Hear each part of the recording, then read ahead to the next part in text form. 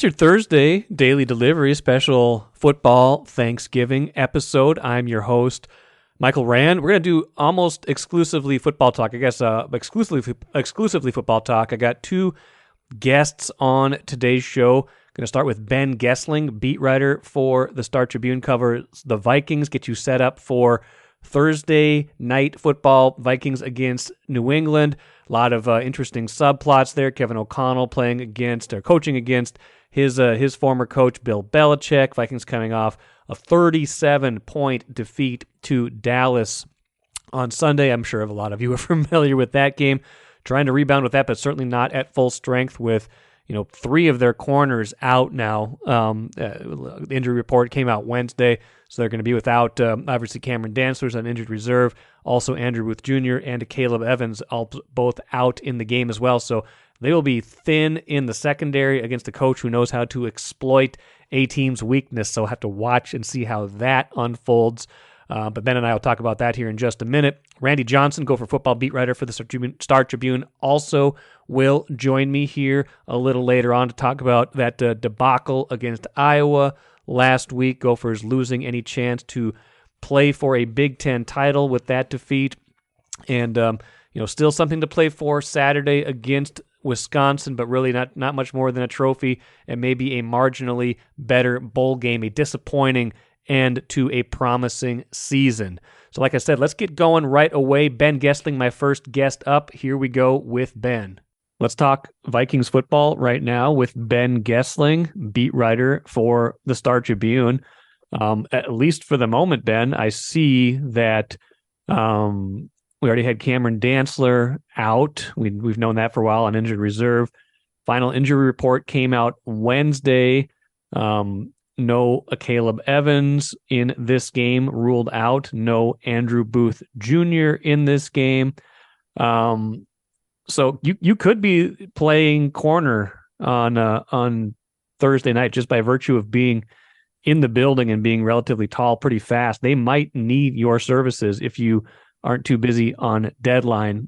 You and Duke Shelley in that game. But joking aside, Ben, that's a thin secondary. I know it's not a great New England passing attack, but it's injuries in general are problematic right now. Yeah, they are. I don't know that they want me. I'm 6'1", but I run like a distance runner. The quick change of direction, quick acceleration is not so much what we do. I think I hit like when I've done sprint workouts recently, I'm in the 18s, like top miles an hour. Okay. So I can get near there, but have you seen Chris Boyd? I'm just saying. I'm okay. I'm that's rude to Chris Boyd. He's an NFL player, better than 99.9% of the population. But joking aside, thin at corner, beyond thin. It is thin. This was one of the things. This was the thing. Yeah. This was the thing that we talked about at the beginning of the year when everybody said, "Hey, how good can they be?"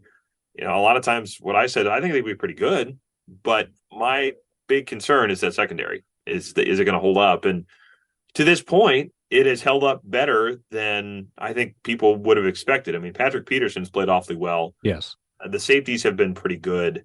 Harrison Smith is kind of rediscovering his sort of center field robber type role in this defense, and they have not been burned really yet that much by the fact that they are inexperienced and not exactly proven on the other side. But now you're getting it with Dantzler out, Caleb Evans, Andrew Booth. I mean, we're down to corner number 4.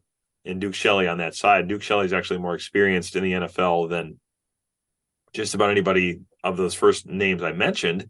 I mean, I suppose you could move Shannon Sullivan and play him in the base. That could be a thought, I guess. But, I think it's probably going to be Duke Shelley trying to subsist outside, and you'll have to probably move a fair amount of help over there. And yeah, you're going to benefit from the fact that it's not Dak Prescott coming in here or Josh Allen. It's Mac Jones and not a terribly great group of receivers. But this is this is as thin as they've looked, and it's certainly going to be a big test because you have to figure Bill Belichick, kind of the master of, I will do what it takes to win this particular game, even if it's kind of playing against type. You have to figure he's going to try to attack those weaknesses where he can. And that's his MO. You're right. That's kind of how he's done a lot of really good things over his career, but as anybody who talks about Belichick, like the thing that he does the best is kind of make you feel your weakness, make you, play away from your strength. As Mike Zimmer put it. Yes, makes you play left-handed. And, for the Vikings, there's, we'll get to some other deficiencies here in a minute, but that's the most glaring, at least position where the depth has taken a huge hit. And let's not forget too, they're already without first round pick Lewis Seen. That's a safety, but a safety is another member of that secondary, could give you a little versatility. A guy like Andrew Bynum comes from was a corner in college, could possibly, slide over into some kind of hybrid role like that if absolutely necessary, if Lewis Seen was still there. So you're talking about a lot of guys out right now, making you wistful for the Cameron Dantzler days. And Dantzler was actually playing relatively well this year, I thought, before he got hurt. He and Patrick Peterson, like you said, has been very good this year. That was, as long as those guys were healthy, the secondary was holding up. But, we've talked about it enough. Is this just the way the NFL is, where this is kind of this stars and scrubs big drop off? And I'm sure all the guys on the roster love the way we talk about that. But or are there other teams that say, you know what, I think we can't have this much of a precipitous drop off from A to B. We got to have a little bit more somewhere in between. Well, I think the way they're constructed, certainly it's going to be this way. The question of how many other teams are like this. You certainly have seen teams get younger. You've seen, I think a lot of teams say it's not effective to pay the veteran middle class simply because if we can get younger players that are not in second contracts, you tend to get better mileage out of them, so to speak, that they tend to stay healthier and they tend to be more effective for a little bit longer. So you've seen some of that, I think, happen naturally where teams are just wanting to be younger because there's a cost ceiling on those young players. But the Vikings are in a unique spot there in the sense that you have a lot of veterans on this roster that are high priced, and you've had a team that was built not around its quarterback so much as built with its quarterback as a very expensive part of an ensemble cast, so to speak. You've had, this has been a team that pays running backs. This has been a team that pays off-ball linebackers, and they have said, we want to spend money in a lot of places, and we also want to spend money on a quarterback. So when you do all of that, as we've talked about many times, the middle class of the roster gets hollowed out. It just can't be something where you have a lot of $2, $3, $4 million backups. And right. How much better would those guys be than Duke Shelley? I think is, it's up for debate. I think how much more are you going to get out of a guy like that is probably an open question and probably a fair one to ask. But yeah, you don't have a lot of options when the makeup of this roster is expensive veterans, dead money from veterans they decided to get rid of, and then a lot of young players. So you kind of end up in this spot, and you have to try to make the best of it when you end up in this type of a game where injuries have hit in one particular spot, and a tough one to just, kind of roll the next person out there because it's a tough position to play. Take a playcation to Mystic Lake. With 24/7 gaming, the good times never have to end. And you can satisfy your cravings at our restaurants and bars. Or relax in one of our luxurious hotel rooms. Those that play together, stay together. And don't forget to join Club M so you can spark new memories and bask in the rewards along the way. Follow the lights to Mystic Lake, where every day is play day. Doesn't get any more certain when it comes to stopping the run. They've been weak in that area the last few games in particular, while Dalvin Tomlinson has been out with, I think it was the calf injury that he suffered late against Arizona. And that game against Arizona was the third straight game where they were pretty good against the run. I looked it up earlier on Wednesday. They were under 78 yards allowed on the ground each of the three games leading up to and including Arizona. And then the last three, it's been, 130, 40, 50, 60, 170. They've given up plenty on the ground. Dallas ran pretty well on them. I know they stopped Zeke, but Pollard ran pretty effectively on them. So it's almost like Belichick's got a few options, although Tomlinson now questionable for this game. If you're kind of reading what that designation is, reading what Kevin O'Connell has said leading up to this game, where do you think Tomlinson is and how much impact does he have if he does play? Well, I don't think they're going to rush things with him. I think O'Connell has said that, and I think that's kind of been their approach, is the fact he has not been through a full practice yet. I tend to wonder if we are going to see him play, and if we do, how much we would see of him. I would not look at that and think you're getting 45, 50 snaps out of him tomorrow night if he does in fact play. I almost wonder if it will be one more, let's get him some practice, let's get the mini bye, let's see if we can get through a full week, and then bring it back for the Jets game. If I had to put money on it at this point, that would probably be where I would expect they'd go. Because, the reality here is that we are all looking at this like, boy, they got blown out on Sunday, and they need to show something to make everybody kind of feel better. Like, right. Yes, but this is an AFC game. They still have a 4-game lead in the NFC North. I'm not saying take your foot off the gas, but everybody that's sitting here saying you need to do something to win this game right now, it's I'm not sitting here saying that the Vikings are saying screw your feelings in so many words. The alliterative version of that would be better, but this is a family show. But you also can't look at these games like they're be-all, end-all playoff games. You have to make decisions for the long term, looking at the fact that you are still in a very good spot in the NFC North, even if you would happen to lose this one, because you're basically saying to the entire group of mediocre teams in the division, come get us. Right. And you're probably not going to see anybody come do that. So I think the level of trepidation right now, I get it. Because they got blown out on Sunday, and you're sitting there thinking 8-1, this is one of the best teams in the NFL. And that Dallas game put a lot of fear in people's minds that maybe that's not true. But I'm saying I don't think that the Vikings are going to look at this.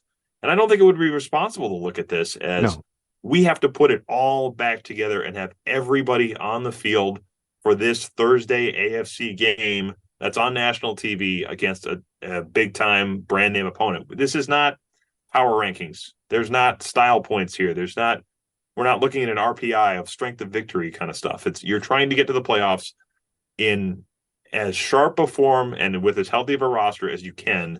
And their decisions, I think, are going to be based more on that than anything else. Yeah. And I think Kevin O'Connell definitely will play the long game. I think that's kind of how he's played this whole season, and even in this, thinking beyond even this year. And I'm curious too, he got asked a lot about the Belichick influence this week, natural since he was there.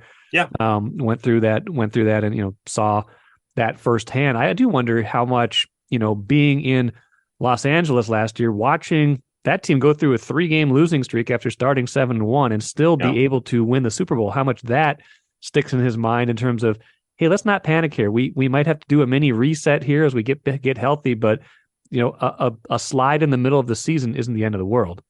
Yeah, I think that's probably on his mind. In fact, I have had that conversation with him and with Wes Phillips to some degree. O'Connell's name started to surface for head coaching positions last year when they were in the middle of that streak. So he's kind of feeling like, I don't know that I am in a spot to be putting myself out there for head coaching jobs at the moment when we're trying to just get this thing fixed.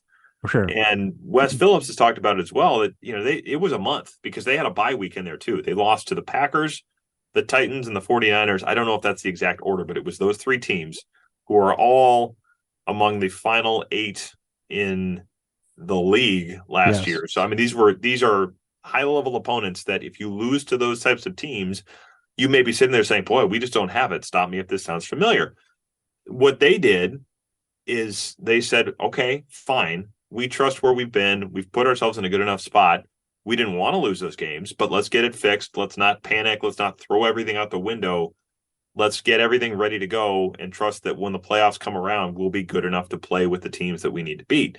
The Rams probably had a little more equity built up in the sense that they'd been in the playoffs previously, and they have a little bit more established defense in the Vikings have. But I think that mentality certainly is the one that O'Connell and a lot of these coaches are applying to this situation, which in terms of a record, in terms of a skid, in terms of a time of the year for it, feels very similar to that. So I think that's probably going to inform a lot of their thought process here. Absolutely. And with all that said, they are still favored to win this game. New England is a good team, a very good defense, but they are, they have their own flaws. Before they went on a little bit of a run here, they was, kind of looking like, is this even a playoff team?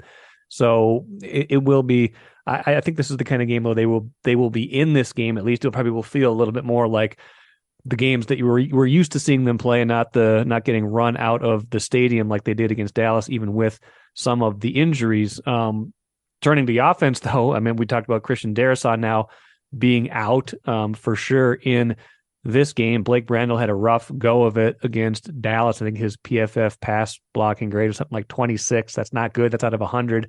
Yeah.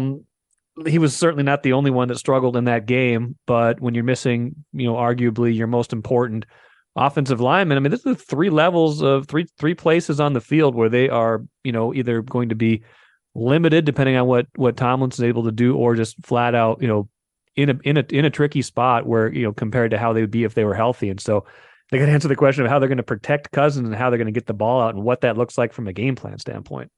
Yeah, I think that's going to be one of the big questions tomorrow night, is how much does that change? And Justin Jefferson kind of hinted at it on Monday, or at least said he wanted to see a change against Dallas, that they needed to get the ball out a little bit quicker to try to help Cousins just be able to protect himself and run the offense. We'll see if that changes. We'll see kind of what they do. It's worth noting that on Sunday, 6 of the 7 sacks were longer than 2.5 seconds after the ball was snapped. So in other words, Cousins was, for one reason or the other, whether it's because of the design of the play or because he was just holding the ball, he had some time on a number of those plays. The pocket it certainly was collapsing a lot on him, where it's not like he's throwing from desirable positions, even if he has the ball for 2.8 seconds or something like that. But I think there would be the thought that if you can get things going on 3-step drops, on quick throws, at least to put yourself in 2nd and 3, 2nd and 4, rather than 2nd and 8, 3rd and 9, whatever it happen to be. Right. I think there's probably a feeling that would help. And you're going to have to try to do some things there, because I think a lot of the process for them this week has been, where do we only have so much help we can provide. Where do we put it? Do we put it towards Ed Ingram when he's going to have difficult matchups on his side of the field? Do we put it towards Blake Brandel at left tackle? Do we put more guys out in pass routes? Even the times where they had max protect type stuff last week, and they don't do a lot of that, but even the times that they did it, you saw times where the Cowboys were getting home with a 4-man rush against 7-man protections, or even, I think there was even one with 7 and a chip from Dalvin Cook. So, they were doing some things at times to try to help. It still wasn't working. So the other tool in the toolbox there is, do you go to a quicker passing game? Do you try to move the pocket, get some of those things going to try to just mitigate the pass rush and maybe make the Patriots a little bit less aggressive? I think the other thing you have to figure out if you can do is try to run the ball. This is not the easiest team in the world to do that against either, but you, I think, have to try to probably do that a little bit, just so that defenders are not so able to just say, okay, we know what they're going to do, we're going to come after them, and kind of get in the sprinter stance and get ready to go. I'd be more interested in moving the pocket. Of the rollout game this year has been pretty non-existent. I think teams maybe have kind of caught on to their love of that, but moving the pocket some, running the game. I feel like sometimes the 3-step drops with Cousins, you feel like he gets a little mechanical. He gets a little bit predictable and maybe telegraphs some throws. So those make me a little bit nervous. It also makes me have flashbacks to 2016 when that's all Sam Bradford did with 2 and 3 and 4 yard passes when the offensive line abandoned them that season. But I guess we'll see how they try to mitigate that. Final thing for you, Ben. We talked about how this is not the end all be all game, but you still don't want to see this become the beginning of a slide. So as you kind of think about it, even if we're not treating this as the end all be all, how important is this game just to to the culture in the room, however you want to term it, to make sure that they at least feel good about themselves when Thursday night is over? Yeah, I mean, I think it's important. I think you certainly feel like you don't want to get into losing streaks, and especially when then, as much as players talked about, hey, 4 days we get to play again, you don't really want to have to sit for another 10 on a 2-game losing streak. I think, just for the feeling in the room, that helps to get that over with quickly and say we've got a little bit of time off to enjoy a break and get kind of back to where we were. But, again, I think it's that kind of trade-off between the short term and the long term. When you're not as healthy as you'd like to be, I think there's some level of taking this in perspective if they would happen to lose it. But, at the same time, you'd like to have it in the sense that you want to keep some pressure on the Eagles to, that the race for the top seed in the NFC is still a competitive race. They gave up some ground. They gave up the advantage that they had last week when the Eagles looked like they're going to lose that game. The Eagles, of course, come back and win, and then the Vikings lose. So now they're not tied. You're trying to make up a game plus a tiebreaker again, which gets tougher to do the later you go. So you can't give up too much more ground there if you want the number 1 seed.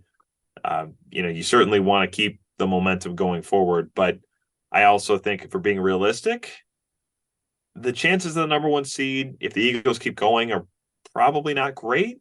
Yeah. And they're in a good position to be the 2 right now. They're in a good position to be certainly in a great position to win the NFC North. I think there has to be a little bit of perspective to it too. I plan to pick them to win. Yeah. So, and I think they still can, but I also think you have to probably be pragmatic about some of these things too at this point of it. It's a long year. It's not, you lose 1 or 2 games, you're not going to the college football playoff. There's a lot more to it than that. Definitely not going to the college football playoff, nor are the Gophers, but that's a story for another time. Ben Goessling, appreciate it as always. Have fun on Thanksgiving. You guys get a lot of holiday games this year. I feel a little bit bad for the schedule makers and the beat writers this year. They're all at home, though. At least. We've had years, 2016, they were on the road in Detroit. Thanksgiving Day, they were in Green Bay, Christmas Eve, and I think they played at home on New Year's Day when we spent most of that game covering the protesters who were in the rafters at US Bank Stadium. So that year was, and I think I played Halloween night that year too.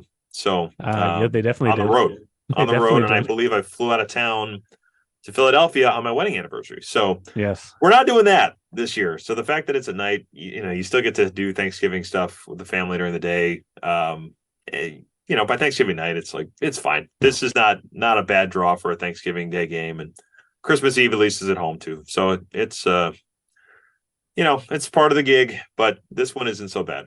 It should be kind of fun, honestly. Keep the stuffed animals safe. Thanks, Ben. All right. Thanks, Mike. I think Ben makes some good points about the long view. I think it's really hard when you're in the moment to appreciate, that these are long seasons, that these are, that this is not the end all be all. If they lose this game or if they win this game, there's going to be a lot more football as the year goes on. So I think it's just you got to wait and see what happens. But I also don't want to see this descend into something that becomes bigger and becomes a problem as the year goes on. So I'll be interested to see how the depth holds up in this game. I think they need to learn something about what they've got in this game at the very least. Let's bring in Gopher beat writer Randy Johnson on this football-heavy edition of Daily Delivery. Randy, the Gophers, I'm sure, would love to move on as fast as they can from Saturday's game against Iowa, but I've got a feeling that one's gonna sit with them for a while. It's still sitting with me, just the way it all transpired. You got Mo Ibrahim running for close to 300 yards, being Big Ten Player of the Week, I think, Offensive Player of the Week at least, even in defeat. And yet they still can't get over the hump. PJ Fleck now still has not beaten Iowa in 6 tries. Hopes for a Big Ten title are dashed. Bowl games go down. And even just the program vibe, I got to wonder, how this kind of impacts how they think about where they are going forward. Maybe that's too much drama from one game. Maybe we can kind of bring it down a little bit. What from your perspective, what transpired there on Saturday, and how were they still not able to beat this Iowa team, a very beatable one at that? They just didn't make the plays when they needed to make the plays. It pretty much comes down to that. Too many mistakes early on, especially. They drive down, had a chance to get a touchdown pass. Nathan Kaliak-Manis didn't see Brevin Spanford wide open. Checked down to a different play that was an incompletion. So then they bring in Matthew Trickett for a 34-yard field goal attempt with the wind at his back, and he pushes it wide right. So there's 3 points, maybe even 7 that they could have had that would have come in pretty handy. But then second half, they were dominant. Defense was playing very well. Then they go on that big, long, massive drive that was looking to shape up like one of those drive for the ages for the program. They appear to be going in for the touchdown, and then Jack Campbell, the All-American linebacker for Iowa, makes a heck of a play and knock the ball out of Mo Ibrahim, and they recover it. Gophers get the ball back, get back down to the 35, and then the interception by Jack Campbell and the big return. And then they give up on defense the 33-yard gain to the 12, and pretty much ball game there. Is an outcome like that in the context of a season like this enough, you think, to make them kind of PJ Fleck rethink some of the way they go about things, or do you still think they think that they're still on the right track, this close? They just need to get those few more plays in a few more games, as opposed to kind of reimagining the way they do things. No, I don't think they're looking to reimagine. I think they're seeing the good things that they have done. They're seeing opportunities that they missed in the passing game, especially. He was asked about it. Do they need a philosophical change in the passing game? His answer is no. We need to make better plays, make more plays in the passing game. So I don't see them, doing like a total rebuild of their offense per se. I do think they need to get more talent in, especially at the wide receiver position. You're really seeing what the absence of Chris Autman-Bell has done to this offense since he went out after the Colorado game. They weathered that storm right away and had a pretty good day out of their wideouts when they beat Michigan State 34-7. But after that, it's been a struggle. It sure has. I'm kind of the mind that they might need to rethink things, but I understand that they might not think that they've got a certain way of doing things. I think bottom line is, and I talked about this with Royce on Monday, I mean, they're going to, this season, there's certainly been worse Gophers football seasons, and it's not over yet, certainly, but for in terms of any probably preseason goals they had, it is over to a certain degree. There's been worse Gopher seasons. We've had a lot more than that. I can't remember a more disappointing one, and that speaks to a certain degree, and this is probably faint praise, to the level of expectations that have been built up here over time with PJ Fleck, and even before that Jerry Kill, and to a degree 2 coaches before that with Glenn Mason. But this is one of the more disappointing finishes that I can remember, especially just based on the opportunity, the start, and just how bad this Big Ten West was. Yeah, it was a very winnable West, and it turns out that you might have been able to win it with only 3 losses. With as many as 3 losses, it's a situation where you didn't have to go 8-1 or 7-2 in conference play to get there. You could have got there at 6-3. It's one that the raised expectations. PJ Fleck has talked about that. That's a good thing that the expectations are raised. You look at 3 years ago, they're in Tampa, finished 11-2 in the top 10 in the country in both polls. Fans want that to happen again, and the last 2 years that hasn't happened. And along with that, the struggles of the passing game have really perplexed people. When you're not able to pass very much at all, it kind of leaves people wondering what's going on here. What happened with this offense that was so dynamic 3 years ago? Now, to me, and this is wild based on how most seasons have gone. The Wisconsin game now is almost an afterthought to me. I know that at the end of the year, I'm sure they would feel better with a win instead of a loss. I'm sure some spectators will take a long time to regroup from how the rest of the season went. How do the players turn the page and try to, win a rivalry game, finish the year on at least a better note than the way it's going right now?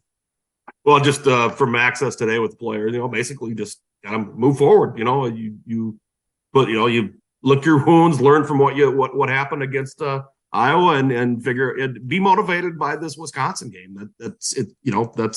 They're saying the right things now. They just got to go out and prove the right things, I believe. Where do they sit right now as we think of bowl projections? And we said, no Big Ten title in play anymore, but a win versus a loss here, I guess, could have a certain motivation in terms of where they would wind up when the dust settles and they pick the bowls.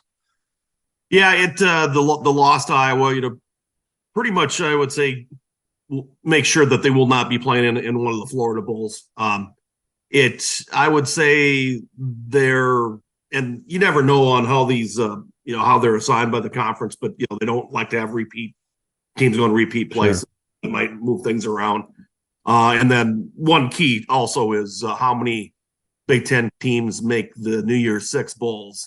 If you get one or two in the playoffs, and then say Penn State has a third, if it's a third that's going to the Orange Bowl, then the bowl in Tampa goes to the ACC. But if it's a third team in the New Year's Six game that says that goes to the Cotton Bowl, then both the Citrus and the Tampa Bowl are in play for the conference. So that's going to be a thing to watch. But right now, you're probably looking, their most likely destinations, and the projections I've read and looked at are with a win, possibly Music City Bowl in Nashville, possibly Duke's Mayo Bowl in Charlotte, North Carolina, possibly Pinstripe Bowl in New York at Yankee Stadium. A loss, then you're looking at the Quicklime Bowl in Detroit in play. Basically, they've gone to that a couple times in the last 6-7 years. So that's one that I'm sure they would hope to avoid. It's on December 26th. I saw one projection. It was 24/7 Sports that had them. Didn't have a Big Ten team in the Quicklime Bowl, and it had the Gophers in the Armed Forces Bowl in Fort Worth, Texas, playing SMU. So that in that case, it would have been looks like that person was projecting a trade of bowls. That maybe because they've been to Detroit as often as they have, they'll maybe look to go someplace, put them someplace else. It's going to be kind of interesting to see. I got some calls out to some bowl officials and waiting to hear back from them and see what happens there.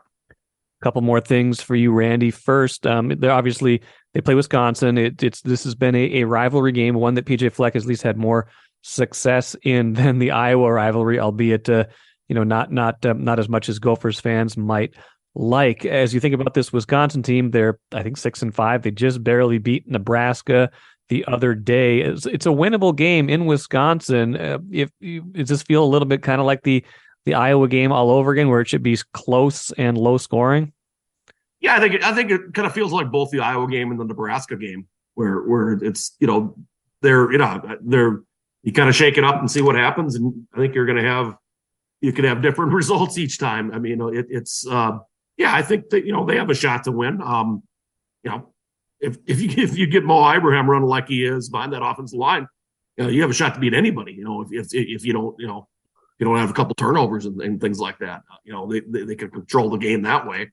Obviously, they would like to have more out of their passing game, and let's see if they can do that to keep defenses a bit more honest. instead of stacking 9 in the box as Iowa was able to do at times. Final thing, once the season is over, I'm sure we're going to turn the page quickly to recruiting. That they got somebody else the other day, and obviously that's going to keep accelerating. Got the early signing period in December. You got all sorts of, these coaches these days. They basically have to recruit like 3 different times. They have to recruit, the portal. They've got to recruit the high school kids, and they almost have to like re-recruit their entire team and make sure they're staying because they don't want them to go in the portal. How do you think they stack up for 2023 and beyond, when, as we've talked about plenty of times, the schedule gets harder, and expectations aren't going to go away? Yeah, it's you just have to see how how their players develop. That's the one thing, and how they do recruit. And the portal is becoming a lot more important than it used to be. Yes. You look at last year; they did very well in the portal when they got a linebacker like Jack Gibbons out there. I mean, that was huge. He was a huge help. This year, it hasn't been quite as big of an impact. You've had some players who contributed. Chuck Filiaga, a Michigan transfer, started at right guard all year. Players like that, they've had some success, maybe not quite as much as last year. Well, we'll see how it all shakes out. I mean, to me, it's going to be hard for me to frame up this season as a success, regardless of what happens Saturday. But like I said, I'm sure once Saturday is done, if it is a win rather than a loss, at least it makes you feel a little bit different about the year. But again, we'll see how it all plays out on Saturday and beyond. Randy, you will be there in Madison. Enjoy yourself as best you can. Stay away from all the crazies, and we'll talk to you soon. Yeah, sounds good. Good stuff from Randy. I'm sure I'll watch the Gophers-Badgers game, even if it's not what it could have been at the beginning of the year. I'm sure I'll still be curious, and if they do manage to win the Axe, I'm sure it will make fans feel at least a little bit better about the way this year went. But if they don't, this will be, again, like I said, this is the most disappointing season that I can remember in a long time, and maybe that's a product of raised expectations, and maybe that's just a product of how the year has gone. But we'll all be watching on Saturday, I imagine, anyway. That will do it for today. That'll do it for the week. No show on Friday. Everybody get a little rest, get a little break, enjoy a long weekend. Hopefully, we'll get back at it on Monday with Patrick Royce. Until then, I'm Michael Rand. Enjoy your holiday. Back at it again on Monday.